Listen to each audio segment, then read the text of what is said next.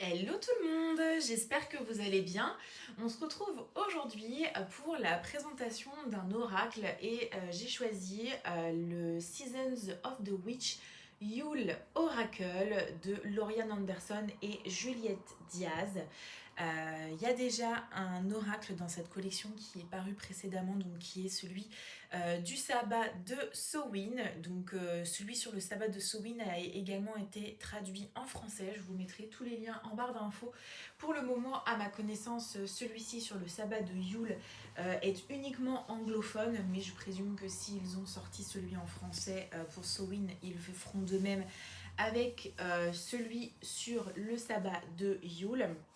Et j'ai choisi symboliquement de vous publier cette vidéo aujourd'hui, donc qui est le jour du sabbat de Yule. Donc je vous souhaite un très joyeux sabbat, de très belles festivités pour cette période de l'année. Et voilà, j'espère que cet oracle aussi vous plaira puisqu'il a forcément de très belles énergies et je trouve qu'il est vraiment très connecté à cette période de l'année. Donc on va le découvrir ensemble. Alors la boîte se présente comme ceci. On a des éléments en foil. On est sur une boîte cloche traditionnelle. Donc moi forcément j'ai l'édition anglophone qui est parue aux éditions Rockpool Publishing. Et il comprend 44 cartes. Donc on est sur... Hop, je vais sortir tout ça. Alors, une boîte illustrée, mais de façon très sobre, je trouve. Et donc, on a le petit guidebook ici, donc illustré en couleur. On a à chaque fois une représentation de la carte avec les mots-clés principaux, une petite citation poétique. Et ensuite, donc, on a l'interprétation de la carte. Et on a au début... des petits exemples de tirages qui sont plutôt intéressants.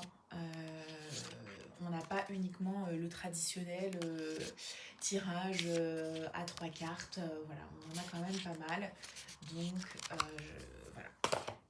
Ensuite, au niveau du deck, donc il est en des tons de vert et de rouge évidemment, c'est en lien avec la saison. Donc au niveau du dos il se présente comme ceci, il est réversible mais contrairement à l'oracle de Samhain, il n'y a pas d'interprétation endroit-envers dans le guidebook.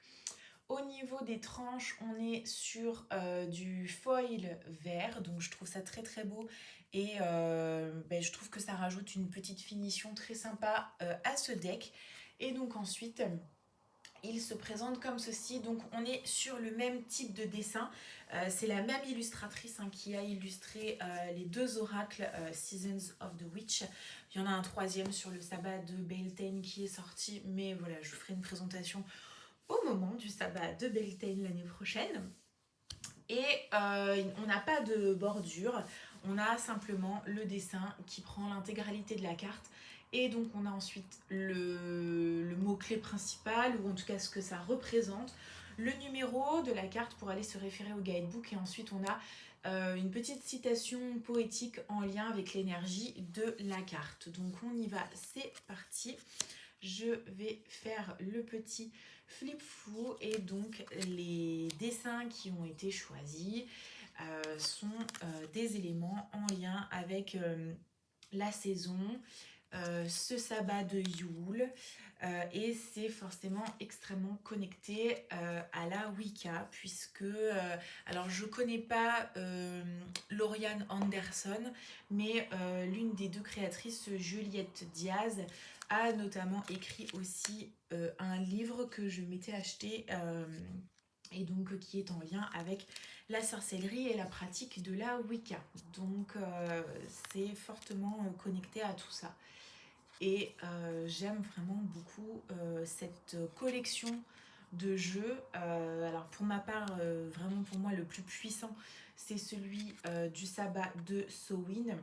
Mais j'aime beaucoup également celui-ci pour cette époque de l'année. Et pour... Enfin moi je m'en sers en tout cas, pas pour faire des gros tirages à plusieurs cartes. Moi j'aime bien tirer une carte par exemple pour avoir l'énergie globale ou le thème global des énergies de ma semaine à venir par exemple. ou avoir un conseil de mes guides. Et je le trouve toujours très pertinent et il est très beau, très poétique. J'aime vraiment beaucoup, beaucoup. Et même au niveau des couleurs, on a voilà, certaines cartes, ben, comme celle-ci, c'est un très bon exemple, où on a beaucoup de froideur qui se dégage, de sobriété, mais par rapport à cette notion de gratitude, on a une lumière ou une chaleur qui émane du cœur. Mais à côté de ça, par exemple, quand on arrive ici sur la notion de foyer, de son intérieur, on a cette carte qui est hyper colorée, chaleureuse, joyeuse, lumineuse. Et on a en rappel des illustrations qui sont sur d'autres cartes, donc je trouve ça très très sympa.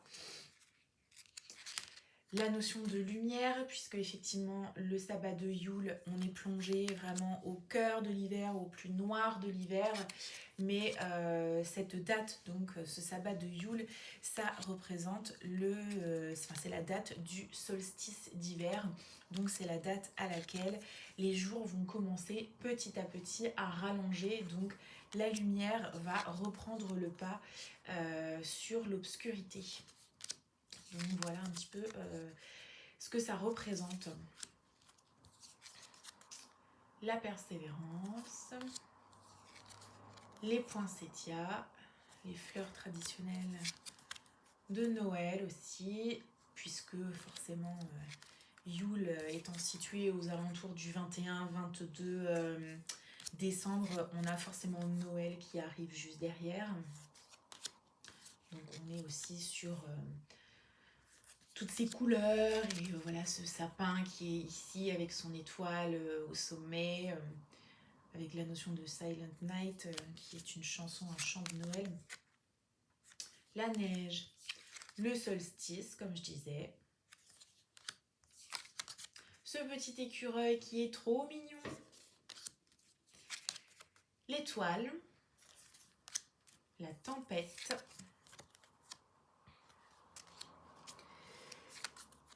le fait de raconter des histoires au coin du feu avec sa grand-mère, je trouve ça également très sympa. Il y a cette notion de famille, de partage, de chaleur, de lumière, la tranquillité. Mais il y a des cartes aussi qui ont une part d'ombre, hein, qui sont assez sombres. Voilà, on n'est pas sur un doudou deck total, hein, j'ai envie de dire. La couronne de Noël, si on veut. La bûche de Yule, et bien évidemment ça fait penser aussi à la bûche de Noël que l'on sert traditionnellement en dessert. Hop, bah écoutez, on a fini avec ce flip flou. J'ai voilà, donné un petit peu mon avis sur ce deck et commenté au fur et à mesure du flip flou. Si jamais vous avez des questions complémentaires, bah, n'hésitez pas voilà, en commentaire à revenir vers moi. J'espère que ça vous aura plu, que ça vous donnera envie de vous procurer ce jeu. J'ai vraiment bon espoir qu'il soit traduit en français. C'est vraiment une très très belle collection, hein, les Seasons of the Witch, comme j'ai déjà dit. Je les trouve vraiment très beaux, très puissants, très pertinents, et il y a vraiment, vraiment une très grande poésie, je trouve, que ce soit dans les dessins ou dans l'interprétation des cartes.